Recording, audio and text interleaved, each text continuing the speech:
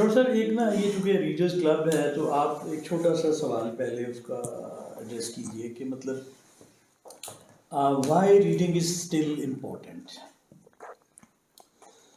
It's a very good question, क्योंकि आजकल तो ये है कि अगर आप लेट्स से कोई आपके जहन में सवाल आता है या कोई चीज़ आप समझना चाहते हैं या सीखना चाहते हैं, you just Google it और now increasingly you ask the AI और वो आपको एक शॉर्ट समरी जो है इन अ सेंस, या एक ज़माने में हम विकिपीडिया का बड़ा मजाक उड़ाते थे स्पेशली एकेडेमिया में कि आप जो है उसकी विकी पेज पे आप चले जाएं और आपको एक लो डाउन मिल जाता है किसी चीज़ के ऊपर एन एक्सट्रैक्ट।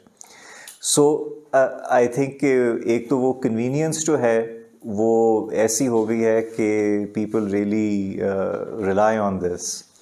बट जहाँ तक रीडिंग की बात है, स्पेशली अगर आप बात करते हैं कि आपको किताबें क्यों पढ़नी चाहिए या लॉन्ग फॉर्म क्यों पढ़ना चाहिए, उसकी वजह ये होती है कि कोई भी किताब जो है वो एक लार्ज इंटेलेक्चुअल कॉन्स्ट्रक्ट है और उसके अंदर जो आपको डिटेल्स मिलेंगे, नुआंस मिलेगी और एक आर्ग्यूमेंट को डेवलप करने का जो मौका मिलेगा वो आपको शॉर्ट फॉर्म में अमूमन नहीं मिलेगा। सो जितनी आप ज़्यादा जो है किताबें पढ़ते हैं, it doesn't matter what type of books, basically history हो, लिटरेचर हो, पॉलिटिक्स हो, whatever suits your interest, so that basically trains your mind to engage with these larger intellectual constructs. तो उससे जो है आप समझें कि आपका माइंड भी शार्पन होता है, आपकी अंडरस्टैंडिंग भी डीपन होती है और आपको जो है depending on what you reading उसकी एक आपको जो है सेटिस्फैक्शन भी हो सकती है टुवर्ड्स द एंड कि you have actually engaged with something very very substantial. और that is basically why you should do it. And obviously उसका जो है एकेडमिक एनवायरनमेंट में जो है एडवांटेजेस यही होती हैं कि अगर आपने लेट्स से एक एमफिल थीसिस प्रोड्यूस करना है या पीएचडी का प्रपोजल तैयार करना है, so the first step is always your background reading and you can tell immediately अगर आपके सामने एक रिसर्च प्रपोजल आता है और let's say there is one student जिसने चैट जीपीटी और विकिपीडिया का सहारा लिया हुआ है and the other student has basically actually read maybe 10-15 books and seriously made an effort to present an original argument or construct, it's clear as black and white in that sense. So I think कि आपके लिए ये समझना ये है कि इस दौर में बहुत सारी ऐसी चीज़ें हैं जो आपको encourage करेंगी to be intellectually lazy. And they of course have as their ally this very great convenience of an instant reply or an instantly generated essay or response. But अगर आप जो है intellectually lazy हो जाते हैं, and I'm just talking about an individual level, but collectively अगर हम सब हो जाते हैं, so that's not good overall for us as a species or a culture or a civilization. So I think this is something which you have to guard against in this sense. बहुत शुक्रिया, thank you very much. तो अच्छा doctor साहब की जो writing है उसमें मैं थोड़ा सा कमेंट करूँगा। मुझे पर्सनली जो एक्सपीरियंस हुआ रीडिंग का, मैंने 2 किताबें कंप्लीट पढ़ी हैं डॉक्टर साहब की, और तीसरी जो है वो जुज़वी तौर पार्टली जो ओल्ड वर्ल्ड एम्पायर्स, और ये तो अभी हमें आसानी है कि अवेलेबल ही नहीं है, हम कह सकते हैं। उसमें अलबत्ता ये है कि जो फिक्शन रीडर्स हैं आमतौर पे जो उसको बड़ा एंजॉय करते हैं, डॉक्टर साहब के राइटिंग स्टाइल में मुझे वो मज़ा आता है, जैसे फिक्शन लैंग्वेज का जो है। जो डाउनफॉल थी उसके बारे में ये हमारी क्लास थी, तो मैंने कहा यार ये डॉक्टर साहब ने लिखा इतने अच्छे अंदाज में है, मुझे तो वो भी नहीं लग रहा कि इसमें जो वो बता रहे हैं ना कि जो होने वाला है कैटेस्ट्रॉफी जो हमारे साथ, कि उसका इम्पैक्ट भी प्ले डाउन सा हो गया थोड़ा सा। उसकी एक्सेप्टेंस ज़्यादा बढ़ गई है कि ठीक है, हो रहा तो कोई नहीं, बड़े अच्छी लैंग्वेज में हो रहा है। तो ये भी एक सवाल बनता है कि आप इतना अच्छा कैसे लिख लेते हैं। अलबत्ता डॉक्टर साहब की जो राइटिंग है, मेरी हैंड राइटिंग बड़ी अच्छी है, तो मैं माइन इज चाहता हूँ कि टेरेबल। मैं राइटिंग स्टाइल आपका हो और हैंड राइटिंग जो है वो वही रहे, तो वो आपसे सीखने की कोशिश हाँ करते हैं। नहीं, वैसे मेरी हैंड राइटिंग जो है बहुत बुरी है, मेरी सिर्फ हैंड राइटिंग अच्छी एंड आई थिंक कि उसी वजह से मेरे शायद नंबर भी ज़्यादा आते थे, क्योंकि माय टीचर्स वुड फिगर कि यार ये ठीक ही कह रहा होगा जो कह रहा है, बट चलो इसको जो है इतने नंबर दे दो कि ऑफिस में ना आ जाए बाद में पूछने के लिए कि आपने मुझे नंबर कम क्यों दिए हैं। in that sense, but तो आप शुरू कीजिए डॉक्टर साहब, आपकी oh, जो किताब है sure thing, okay, new world empires, yeah, तो I culture of power and governance in Americas. In the Americas, ये किताब अभी जो है पाकिस्तान में अवेलेबल नहीं है, ये होपफुली मई तक आ जाएगी इन पाकिस्तान। इसका इंडिया एडिशन भी आ रहा है at the end of this month from Manohar in new Delhi, और बाकी दुनिया में it is available from Rutledge, और उसका ई बुक वर्जन भी है और ऑब्वियसली उसकी प्रिंट कॉपीज़ भी हैं। इसका पेपर बैक जो है 18 महीने में आ जाएगा रटलेज की ही तरफ से, so that is the status of the book in that sense. आप ऑनलाइन जाके इसके जो फर्स्ट 40 पेजेस हैं you can read those for free, basically Routledge ने वो ओपन किया हुआ है। For the rest of it you will have to wait a while, although I am sure कि लिबजेन पे उस चीज़ पे आपको शायद 6-8 महीने में उसकी कॉपी जो है वैसे जो है मिल जाए फ्रॉम दी ओपन एक्सेस और pirated version as it were, ठीक। अच्छा, तो ये किताब जो है ये अमेरिकास के बारे में है, और ये इन अ सेंस जो मेरी एक पहली किताब आई थी ओल्ड वर्ल्ड एम्पायर्स जो यूरेशिया के बारे में थी, ये उसकी जो कहानी है इन अ सेंस कंप्लीट करती है।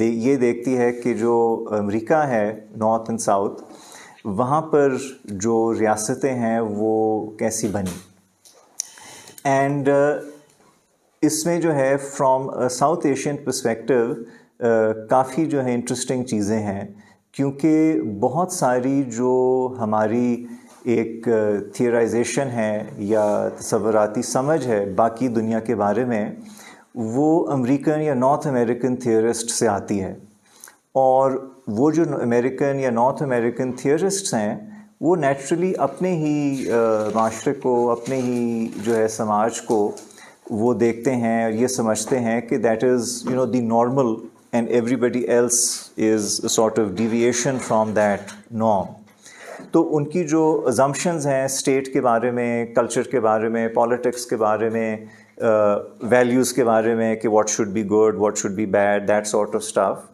वो सारी चीज़ें जो हैं वो उनकी एक अपनी जो है हिस्टोरिकल एक्सपीरियंस से वो डिराइव करते हैं। So for somebody who is not from North America, or more broadly speaking the West, the big challenge you have is that you really don't have any theories of your own. That's a basic thing कि आपके पास अपनी जो है theoretical constructs जो हैं बिल्कुल जो है ना होने के बराबर हैं।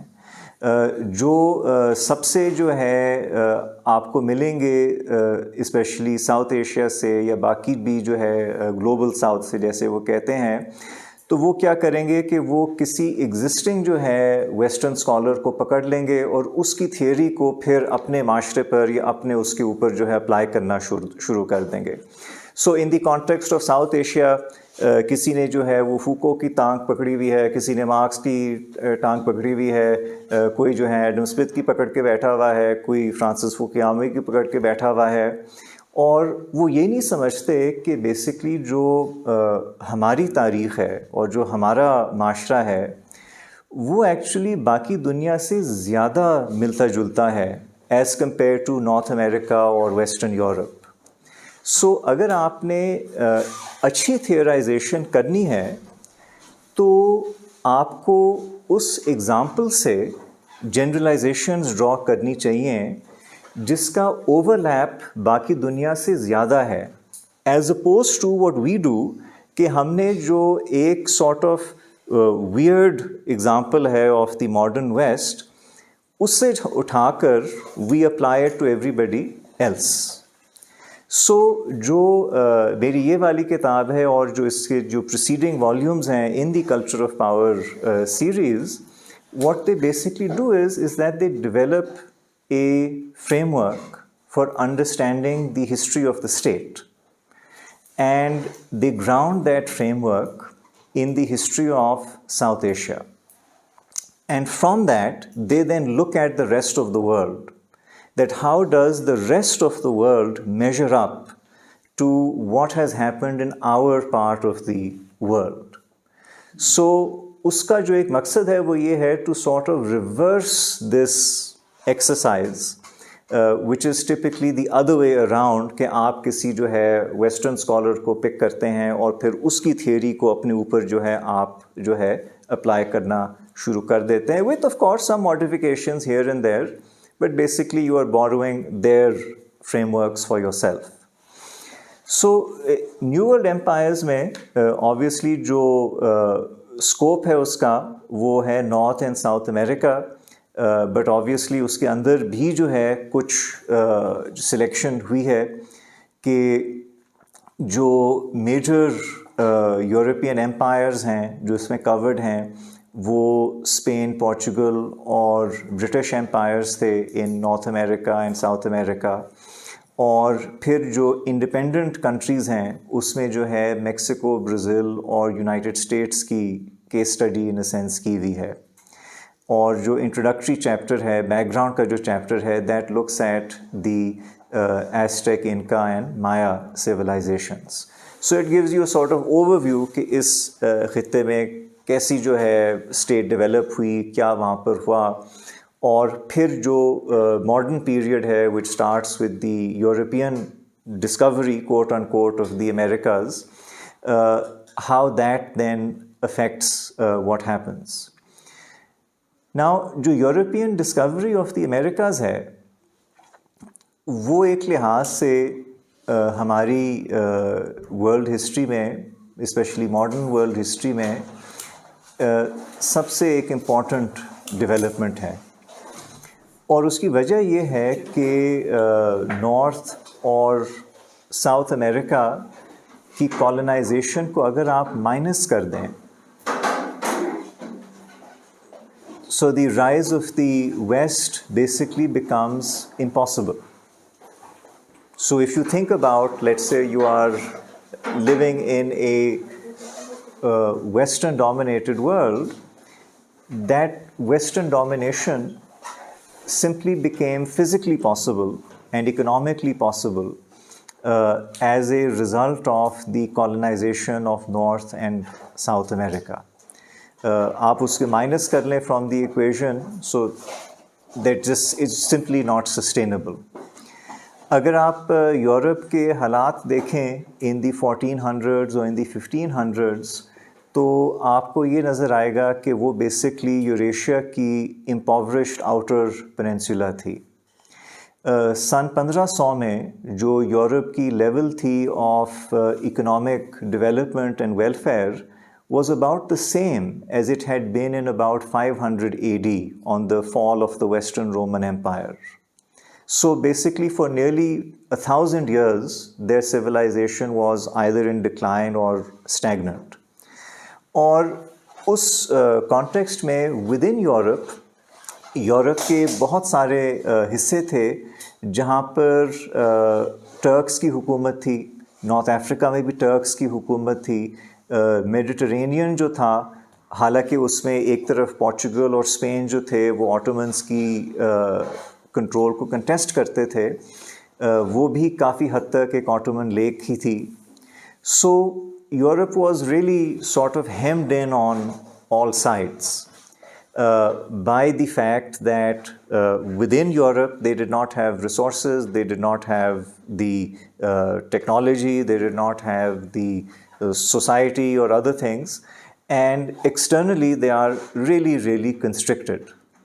So, उस कॉन्टेक्स्ट में जो डिस्कवरी है ऑफ द अमेरिकाज वो यूरोप के लिए एक मैसिव जो है विंडफॉल होता है. अब उस विंडफॉल को समझने के लिए we need to look at what the Europeans actually do in the Americas. Obviously, South Asia में भी जो है British colonialism थी. Other parts of the world also fell under European colonial rule during the 18th and 19th and early 20th centuries. But the colonial rule that existed in the Americas was basically what you might think of as colonialism 1.0. And that which happened in other parts of the world, that is maybe 2.0 or 3.0 depending upon the time frame. जो European colonialism Americas में थी, उसने जो local demography थी और local societies थी, उनको nearly completely devastate कर दिया. So one of the things which is really striking is that the Europeans, in their conquest of the Americas, they wipe out maybe 80-90% of the local population.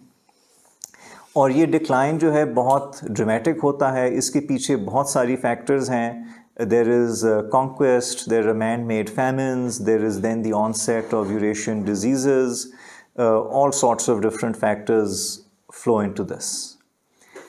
अब जब यहाँ पर इतनी बड़ी जो है तबाही होती है, so the Europeans need to figure out a way to exploit this territory. जो local population है उसको तो वो basically exterminate कर रहे हैं for a variety of reasons. And this leads to the creation of two forms of settlement in the Americas. एक है voluntary settlement in the sense कि जो European जो है aristocrats हैं उनको ज़मीनें grant की जाती हैं in the New World. उनको encourage किया जाता है कि आप यहाँ आकर जो है settle करें, अपने साथ अपने लोगों को लेकर आएँ. बट मसला ये होता है कि वॉलंटरली बहुत कम लोग जाना चाहते हैं. Obviously, why would anyone in their right mind hop on a ship and sail across the Atlantic, probably never to see their homeland again? So, this requires involuntary settlement. और involuntary settlement के अंदर, of course, there are certain variations. So, one form of involuntary settlement जो Europeans जो है बाकी और Europeans पे apply करते हैं, that is called indentured servitude, कि आप जो है लोगों को वहाँ in a sense ले जाएं with the promise that we will give you land at the end of certain amount of period. But during that period आप essentially जो है सिर्फ subsistence के लिए जो है वो आप जो है काम करेंगे for whoever is sponsoring you. And the other of course method is enslavement, and especially enslavement of large numbers of people from the coast of West Africa. So जब हम बात करते हैं about the creation of these European colonial states in the Americas, we are talking about an extreme application of violence, an extreme application of expropriation, especially of the local population, and an extreme form of labor mobilization in the form of enslavement and indentured servitude. अब ये सारा काम करने के लिए आपको दो चीज़ें चाहिए होती हैं back in Europe. You need stronger states. States that can organize the expeditions, states that can protect the sea lanes, states that can ensure that there is some form of structure of government in those remote areas. And uske saath saath, you also need the alignment with this state enterprise of the European trading and mercantile classes. So a very interesting sort of cohabitation या co-optation चलती है between the ruling elites and aristocracies of Western Europe जिनको वो access initially मिलता है and the mercantile houses and the traders and manufacturers and other such productive forces. Please, so you have this alliance developing in a sense between the state and what we would today perhaps refer to the capital. Now, the issue of course is, and this is something which Spain has to tackle first, is that how do we maintain control in our overseas colonies? So Spain, of course, gets the ball rolling with the discovery of the Americas from the European perspective. They are the first to establish outposts and later colonies. Soon thereafter, the Portuguese follow them, and then the British and French and others join in a little bit later. So the Spanish have to figure out basically how to manage this overseas empire that they have acquired. And it is the Spanish, therefore, that actually create a structure for administering these territories remotely.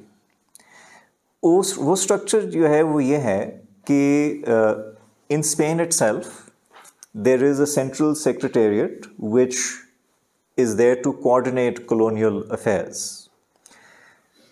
वो जो central secretariat है वो obviously king को report करता है, though technically speaking it reports to the Council of Castile, but overall it reports to the monarch. वो जो council जो है वो लॉज इशू करता है कॉलोनीज़ के लिए. वो जो कॉलोनीज़ में ऑफिशियल्स हैं उनकी जो है हायरार्की डेवलप करता है. वो जो मुख्तलिफ क्लेम्स हैं of the Spanish crown on territory and resources उनको जो है लीगलाइज भी करता है, और वो डिस्प्यूट्स और इस तरह की चीज़ों को भी जो है वो सेटल करता है. But obviously the central government is several months' journey away, even at the best of times, from the colonies. So important decisions can of course be taken in Madrid, but a lot of the day-to-day management and even the medium-term management necessarily has to be delegated to somebody else. So what the Spanish do is that they create a class of colonial officials, starting with the viceroy at the very top, a hierarchy of judges, and a system of what we would consider to be the district collector and magistrate that is responsible for the district administration of the Spanish colonies. और ये जो सारे officials हैं they are typically Spanish born. So within the Spanish empire वो बहुत जो है सोच समझ के लोगों को लगाते हैं, एंड जो वहाँ पर सेटलर्स जाते हैं और जो वहाँ पे लोग सेटल हो जाते हैं और basically you know they become sort of Euro-American Spaniards rather than pure Spaniards, उनको जो है colonial administration में कोई रोल नहीं दिया जाता. all the judges, all the civil service officers, all the viceroys, they are essentially Spaniards. A few of those Spaniards may have been born to Spanish parents in the Americas, but they identify themselves as Spaniards. Now, below those Spaniards, you have the local-born Spaniards. So they are like a sort of part of the Spanish elite in a social sense, मगर administratively या politically उनके पास कोई इख्तियार नहीं है. ज़्यादा से ज़्यादा जो local level पे village councils होते हैं या जो उनके टाउन काउंसिल्स होते हैं उनमें जो है लोकल इस तरह के स्पेनिश बॉर्न लोगों को अमेरिकन बॉर्न स्पेनियर्ड्स को जो है वो जगह दे देते हैं but fundamentally it is a remotely operated enterprise. So ये जो कॉलोनियल ऑफिशियलडम है उसके लिए जो सेंट्रल गवर्नमेंट है back in Madrid in the home country वो उनको कुछ ब्रॉड आउटलाइंस दे देती है, रूल्स रेगुलेशंस कोड्स इस तरह की चीज़ें प्रोमulgate करके उनको पकड़ा देती है and they are then supposed to figure out, fill in the blanks if, as it were, for themselves when they are in the field. Now, जो स्पेनिश मोनार्की है उसका essentially जो सबसे बड़ा इंटरेस्ट है of course is in the mineral wealth of its American colonies. And that mineral wealth is reflected in the availability of silver and gold bullion that can be extracted from the American colonies. So ये भी एक बहुत interesting sort of historical reversal आ जाती है that until the conquest of the Americas, Europe was what we would call a bullion exporting part of the world. In the sense कि जैसे कि हमारा मसला आजकल है कि आपके imports ज़्यादा होते हैं और आपके exports कम होते हैं तो जो balance है you have to find some way to pay for it. So one of the reasons why Europe was always so poor was that they really did not have anything that other parts of the world wanted from them. Their crafts were too backward, their quality of output was too poor, and they were too remote, so it didn't make that much sense to trade with them. But the Europeans, of course, wanted a lot of the things that the rest of the world had to offer them. Better quality textiles, crafts, they were especially interested in dyes and spices and that sort of stuff. So porcelain from China, इस तरह की चीज़ें बड़ी उनको वो value करते थे.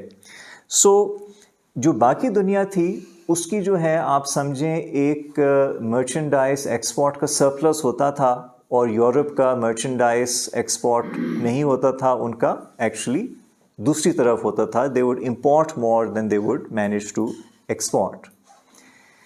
Now the gold and silver that pours in from the Americas is initially, of course, tightly controlled by the Spanish government.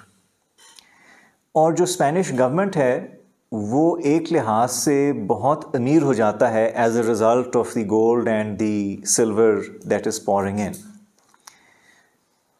But the Spanish society is organized in such a way that within Spain there actually isn't that much scope for the development of the manufacturing and the services that the colonies might need.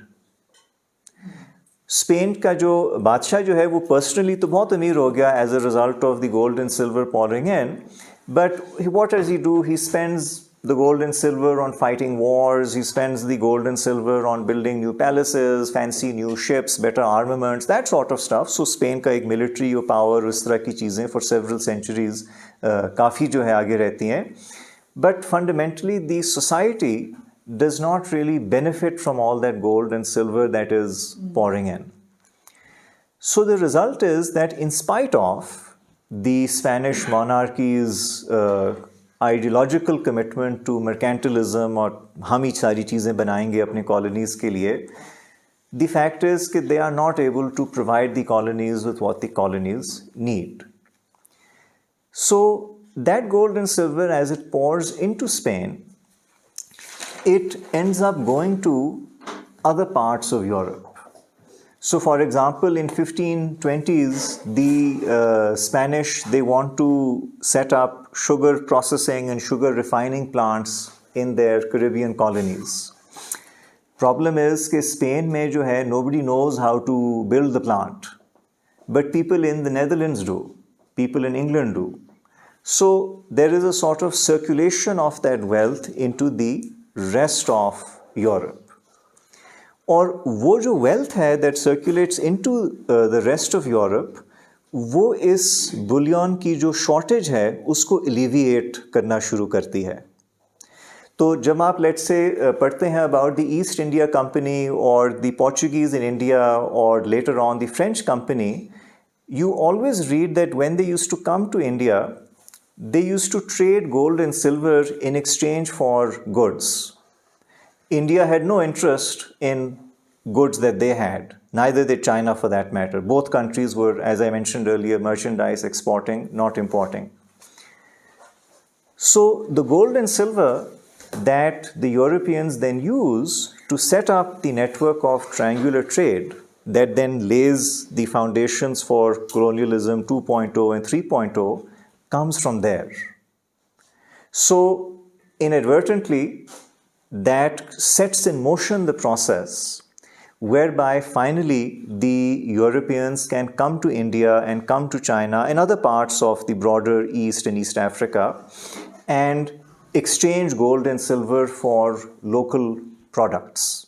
And then they take those products to other markets, try to sell them there, and they also take some of those products back home.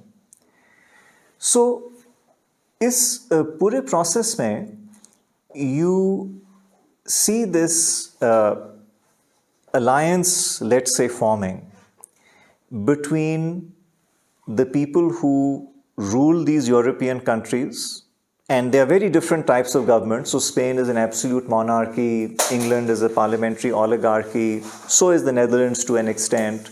But you see a very strong alliance and convergence of interest between the merchant elites of Western Europe and the ruling elites, the bureaucratic and aristocratic and political elites of this part. Now, within the colonies, the people that they are appointing and the kind of things which they are doing are extremely destructive as far as the local society and others are concerned. And this is true of the Spanish colonies, it is true of the Portuguese colony in Brazil, it is also true of the British colonies as they come to be later known further north in America. How to then manage that destruction for the benefit of those who are causing that destruction becomes the central question of colonial administration. And this is something which is very interesting, that in the British ruling circles or the Spanish ruling circles or the Portuguese ruling circles, though from time to time maybe a few people had pangs of conscience and expressed them, it was very clearly understood that we are basically here to clear and hold this territory. So we don't want the locals around basically. They have to go. We're not interested in ruling over the local population. So this is again something which is very different from our experience in Eurasia and also the later European colonialism in South Asia and other parts of Asia and Africa, that in the Americas, the objective is to actually basically kill everybody and take their land. That is the objective. it is the stated objective, it is the desired objective, uski jo bhi justification hai, you find lots of different versions of it. But from that, they expect that we will then transplant our own demography into this region. And for a laboring class, as I indicated earlier, we can use the enslaved African population that we are bringing over.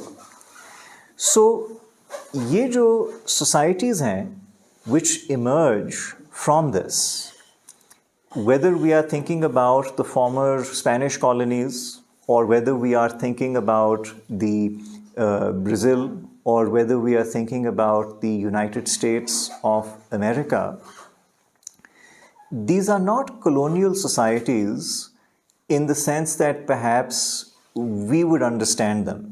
क्योंकि हमारा experience of colonialism ये है कि अंग्रेज़ आए, in our case they defeated a succession of different local rulers and other European powers. They then established their political control and economic control over the region. But fundamentally जो underlying demography थी और जो underlying एक structure था administration का, land revenue का, बाकी सारी चीज़ों का, they basically took it over and modified it to suit their purposes.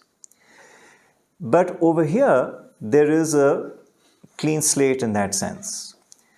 So when we think about American society, or when we think about Mexican society, or Brazilian society, or societies in other countries in the New World, these are absolutely colonial societies. These are societies that were sort of created consciously as a caricature of their European mother countries, for the express purpose of carrying to fruition the process of genocide and expropriation, upon which the wealth of the colonies, but more importantly the wealth of the mother countries, would then be built.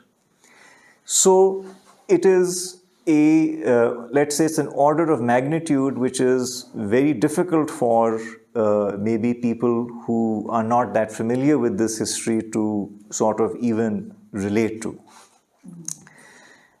Now, from this, it also creates a very interesting problem, that what happens when the European colonial rule in these societies starts to come to an end.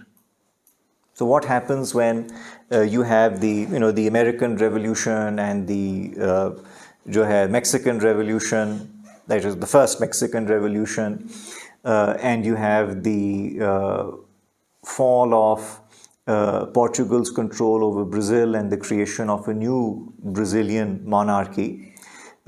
So what happens in a sense when we think about the transition from colonial rule to some kind of early form of a nation state as we would understand it? So this leads to the creation of what I refer to as the national empire model. And we see this very clearly in Spain's former possession of Mexico, also in Brazil. And in that, what happens is that a central ruling elite succeeds the Spanish authority. Once they succeed the Spanish authority, they basically claim that we are the sole legitimate rulers and sovereign of the former colony over which they have acquired control. Many of these people are former members of the colonial elite who have gone over and joined the independence struggle at a later stage. So, in that sense, they don't really have what we might consider a broader social support or popular support in the country at large. But nevertheless, they are able to gain control over the central government, and they then use that control over the central government to try and wield this former colony into some kind of a nation state. So, in that context, the transition is not really what we would call a sort of decolonization, in the sense that perhaps we would understand it today that, Europeans quit and go home and then your own people take over, in that sense. But it is technically a decolonization because the formal rule from Madrid or Lisbon or London has come to an end. But the society itself remains very much what it was before. So this is also a very interesting thing, that whether we look at Mexico, or whether we look at the United States or Brazil, in all three of these cases, the social order of the colonial period not only continues, but it actually intensifies for a considerable amount of time. So, though these are now formally independent countries with their own governments, and the US has a stable constitutional government, Mexico is under military rule, Brazil becomes independent and is a sort of semi-constitutional monarchy. But in all of these cases, there is no fundamental change in the social order, in the administrative structure, in the property owning structure. Essentially, there is a change of the people at the very top, perhaps, of the hierarchy, that the British governors go home, or the Spanish governors go home, or the Portuguese governors and soldiers go home. But everything else basically continues as it was before, and arguably in some cases it even becomes more exploitative, more intensely unequal. But there is a great rhetoric that accompanies these revolutions. So जब आप American revolution के बारे में पढ़ते हैं, तो आपको ये बताया जाता है कि उनके ऊपर अंग्रेज़ों ने बड़े जुल्म किए थे, टैक्सेस भी लगा दिए थे, उनको ज़बरदस्ती चाय भी बेचने की कोशिश कर रहे थे, एट्सेट्रा, बहुत जुल्म किया था उनके साथ. बट एक्चुअली जो उनके साथ जुल्म किया था वो क्या था? वो ये था कि 1763 में, after the end of the 7 Years' War, the British imposed a treaty on the American colonists, the white colonists, which basically prohibited them from privately acquiring land from the indigenous people. Because पहले क्या होता था कि आपके ये सारे जो नहीं है, थॉमस जेफरसन और जॉर्ज वाशिंगटन और बड़े बड़े लोग जिनकी बहुत फ्लावरी अंग्रेज़ी लोग पढ़ के अभी भी इंस्पायर होते हैं, ये बेसिकली क्या करते थे कि ये प्रॉपर्टी स्पेकुलेशन करते थे. लोकल से उनकी basically they didn't understand what was happening in many cases. उनसे जो है ज़मीन ख़रीदते थे और उसका टाइटल जो है वो बेचते थे. फिर जब वो स्क्वाटर्स आते थे उस टाइटल के साथ वो ज़मीन लेने के लिए from the local people, obviously the locals would be like, hello, what are you doing here? And then there would be a fight, and when there was a fight, then the local government would intervene, saying कि जी देखें ये बड़े unruly हो गए हैं locals, तो हमको मार पीट के इनको यहाँ से भगाना पड़ेगा. And this process used to continue. So अंग्रेज़ों ने कहा कि भाई हम ऐसे भी तंग आ गए हैं अपनी फ़ौज और बाकी चीज़ें वहाँ पर भेज कर, because you guys keep doing this. So from now on, कोई भी जो कॉलोनिस्ट है प्राइवेटली किसी भी जो है लोकल से ज़मीन नहीं ख़रीदेगा. अगर कोई ख़रीदेगा तो हुकूमत ख़रीदेगी फ्रॉम दी रिकग्नाइज्ड ट्राइब्स, और फिर हुकूमत जो है वो आगे उसकी ज़मीन की डिस्ट्रीब्यूशन करेगी. So this was like very bad for business. So imagine if you are like, you know, the Malik Riaz basically of जो है the late colonial America.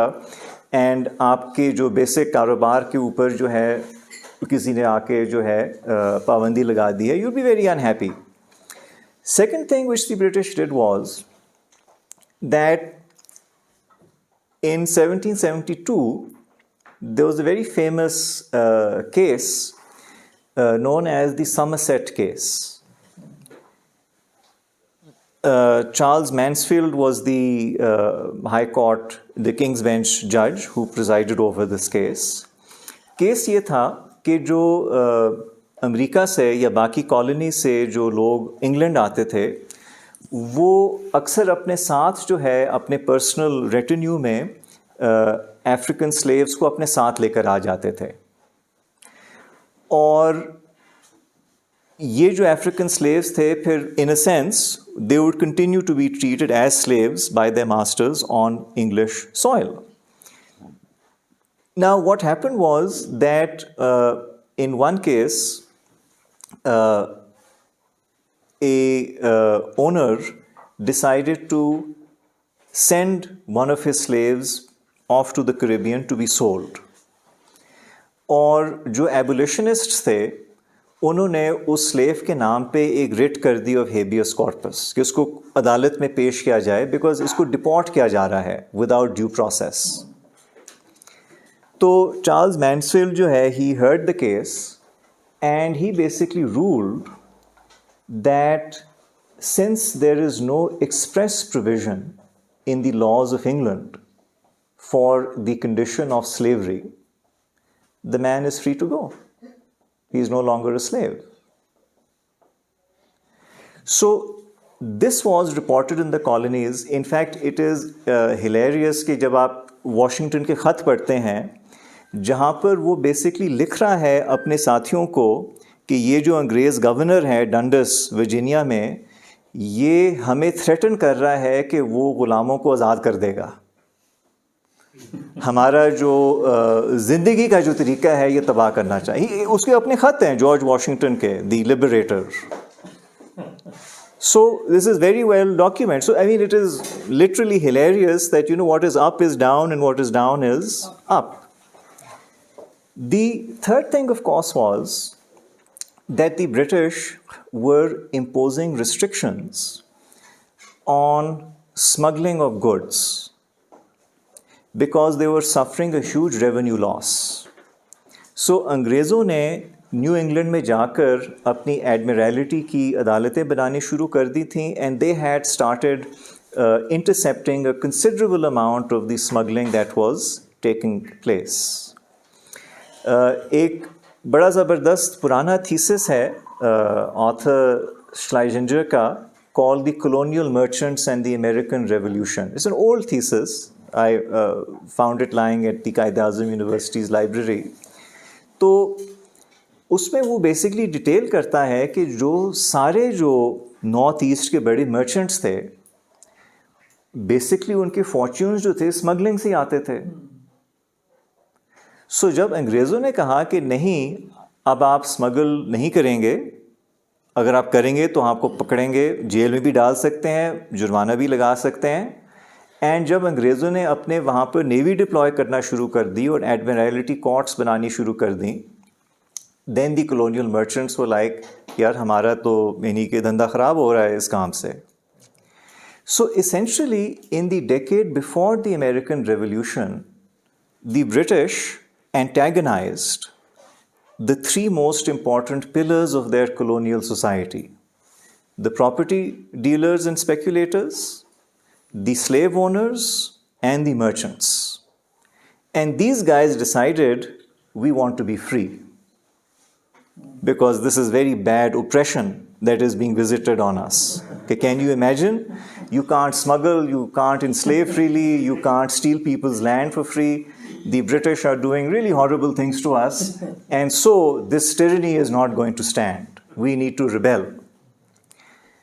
So what you then actually find is that it is actually in the years after American independence that slavery intensifies to a very high degree that the expansion of the country into what remains of indigenous territories accelerates, manifest destiny, जैसे कि वो बोलते थे उस ज़माने में, and the element of speculation, the speculative elite, जिनको later age में robber barons कहते थे, they basically come to dominate politics through the sheer amount of money that they have. So when we look at these revolutions, so in the sort of global historical narrative, these revolutions are sort of presented as a kind of breaking of chains, as the triumph of liberty, if you will, over English oppression or Spanish oppression or Portuguese, whatever. But actually, they're quite the other way around. They are not really revolutions, they are in fact counter-revolutions. They are actually efforts by the local colonial elite to preserve the colonial status quo, which is becoming harder for the mother countries to justify to their own publics and due to their own socio-economic changes. So they are not actually exercises in progress, they are actually exercises in regression or stopping progress from taking place. So if, let's say, the 13 colonies had remained a part of the British Empire, slavery would probably have been abolished there in the 1830s or 1840s altogether, maybe even sooner than that, depending on circumstances. Instead, it took a bloody civil war that killed 600,000 Americans to end slavery in the 1860s. So this is again something which we basically see over here again and again in the context of these ex-colonial or newly independent states in the Americas, that they believe themselves to be one thing, and maybe at some level they are, but their actual functioning and what they are doing is in many ways a replication or in some cases an intensification of what was happening during the colonial period. So बहुत सारे जो यानी कि इनके जो इस तरह के जो claims हैं about democracy and other such things, they need to be looked at far more critically and far more seriously. So for instance, in the context of the United States, you have a great amount of mythologizing about the founders, or unki kya concept thi of the republic and all of that. But when you actually read their documents, it becomes very clear that the American founders had in mind a form of government that was a plutocracy. As far as they were concerned, wealthy people deserved to control government. They were wealthy people, so they deserved to control the government. Yes, थोड़ी बहुत जो let's say property owning classes थे या जिनकी जो है एक certain income level थी, उस तरह के उनको भी आप साथ मिला सकते थे. But fundamentally, the concept was that the United States should be a constitutional plutocracy. Within the wealthy elite, there should be a legitimate mechanism for transferring power from one faction to another every few years. But fundamentally, the state has to serve the interest of that wealthy elite and incidentally anybody else. So when we again think of the, let's say, model of the US as a template for other countries to follow, again, that runs into a lot of trouble when you actually see how that government is constructed and how that government actually functions. That whatever claims they might have, that let's say we have a constitutional government, and at one level they do, but that constitutional government is by design intended to ensure that people like Trump and Musk are in control. So that is not an aberration. That is what is there done by design. That is the idea that the American founders had, that you have to have the rule of the wealthy elite, and that basically any kind of real democracy is a mobocracy. And so protecting the wealthy elite from the rule of the mob is what is necessary for the American government to do. That is the role of the American government. So you again find that a lot of these claims and other such things, when you look at what their own leaders and their own important people are saying in their correspondence and in their thinking, etc., they're very, even open about it. They're candid about it, in a sense, that this is what we think, and that the United States would be best served if it serves the interests of its own wealthy people. So you have over here very interesting examples of how then public policy or how then government is actually conducted. So in the United States, for instance, there is a spoil system for senior level appointments. That spoil system was proportionately greater at one point in time. Today it is not as widespread as it used to be. But essentially what it means is that above a certain level, you expect the incoming president to essentially appoint political loyalists to key positions. And this is not something which is done accidentally. It is again part of the design of the system. In a similar manner, you have the unbridled role of money in politics. जो Jefferson और Washington का ज़माना था, उसमें basically campaigns जो थे वो self funded होते थे. सेल्फ फंडिंग की मतलब यही होता था कि जो ऑलरेडी अमीर है सिर्फ वही इलेक्शन कंटेस्ट कर सकता है, बिकॉज उसने सारे जो खर्चे जो हैं इलेक्शन के अपनी जेब से देने हैं, और जब वो आएगा गवर्नमेंट में तो शायद वो रिकूप भी कर लेगा, बट ना भी रिकूप करे, his businesses and other things will likely flourish because of it. During the 19th century and early 20th century, you see the development of what we would call campaign finance. That, let's say you're a political leader, you are advocating XYZ set of policies to suit the interests of ABC group of people, and ABC group of people, let's say वो railroad के barons हैं या steel के barons हैं या oil tycoons हैं, वो फिर आपको डायरेक्टली नहीं मगर आपके कैंपेन को जो है वो पैसे जो है वो दे देते हैं. एंड जो दूसरी पार्टी है वो भी ऑब्वियसली यही कर रही है. It's in a sense, it's like an arms race in a sense that both parties are then racing to mobilize the most amount of money and resources in order to fight their campaigns. The more money and resources they need to fight each other, the more dependent they become on the people providing those resources.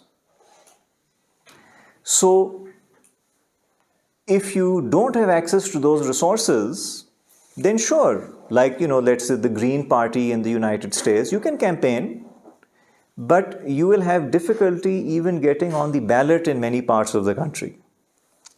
You will not be able to project what your leaders are or who they are or what they stand for. And the result of that is that regardless of which party happens to be leading in the polls, both of them are depending upon these contributions. So this basic structure, in a sense, ensures that it doesn't really matter who you vote for, that person is coming into office with the money and with the backing of the patrons or the campaign donors and other people that have supported them. So this basic structure is a kind of what we might well consider corruption in a sense, that people are paying money, and in exchange for money, they are buying influence in government. And yes, there is a mass vote, but there is also just a binary choice. So, in that binary choice, you can't really choose any third option. Even if you do choose a third option, that is akin to wasting your vote, because that poor third option simply does not have the resources to campaign effectively. So when we look at a lot of these aspects of American governance, so we very quickly realize that this is not really a model that should be exported anywhere. This is no shining city on the hill. This isn't really something which other cultures should even try to adopt as far as their own internal working is concerned. I mean, can you imagine what would happen in Pakistan or in India, if we started electing our police chiefs and electing our sessions judges? That's what the Americans do. So in America, judges and police chiefs search for campaign contributions to win their seat on the judiciary or as chief of police. So this is clearly not something which you would want to export. But this is something that actually works very well for the elite of that particular country, because it renders all public officials subservient to the power of money. So it works for them. So I'll stop at this point because it's good to open it up. So I thought I'd just give you a slight flavor of what is in the new book. There's of course a lot of detail that I have skipped over, which you can find in there when it reaches Pakistan. But basically that's what the effort is.